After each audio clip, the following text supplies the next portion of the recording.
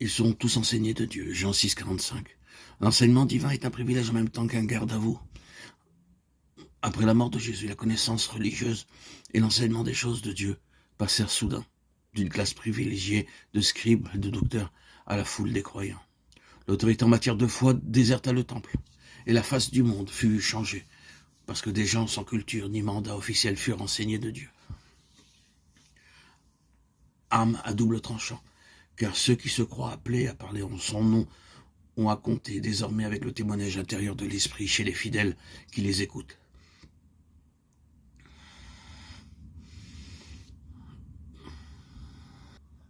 Dans ces prochaines méditations, nous trouverons l'occasion d'expérimenter cette parole de Jésus. Car ce que nous désirons, ce n'est pas tant de transmettre des connaissances que de donner à Dieu en touchant à des questions qui lui tiennent particulièrement à cœur, des raisons de parler lui-même et d'enseigner son peuple. Il y a en Jésus-Christ une plénitude de satisfaction dont nous n'avons notre part que si nous nous atteignons au-delà de l'homme et de ce qu'il peut dire, celui qui l'envoie. C'est merveilleux ce que Dieu finit par faire pour ses enfants quand il les voit tourner résolument leur face vers le Seigneur Jésus. Tout est prêt de son côté et le chemin est ouvert. Ils seront tous enseignés de Dieu. Il y a si longtemps que je suis avec vous et tu ne m'as pas connu, Philippe. Jean 14, 9. Philippiens 3, 10, afin de le connaître lui. Notre éducation spirituelle est entre les mains de Dieu.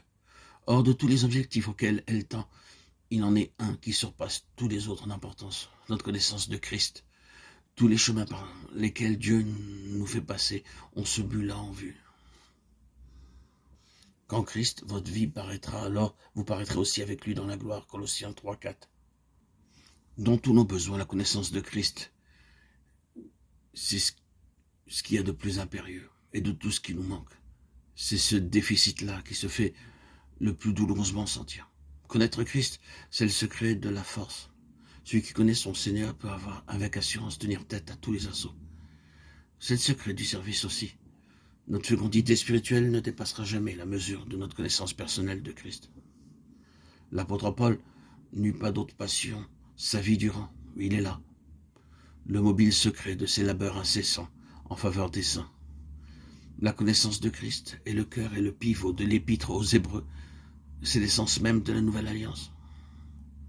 Quant au Seigneur Jésus lui-même en tant que Fils de l'homme, c'est dans sa connaissance de Dieu que gît tout le secret de sa vie terrestre, de son ministère étonnant, de sa patience, de sa sérénité. Mais tout cela mérite un examen plus approfondi. C'est toujours avec le Seigneur Jésus que nous commençons, car c'est lui, toujours en tant que Fils de l'homme, qui est par excellence l'homme selon le cœur de Dieu.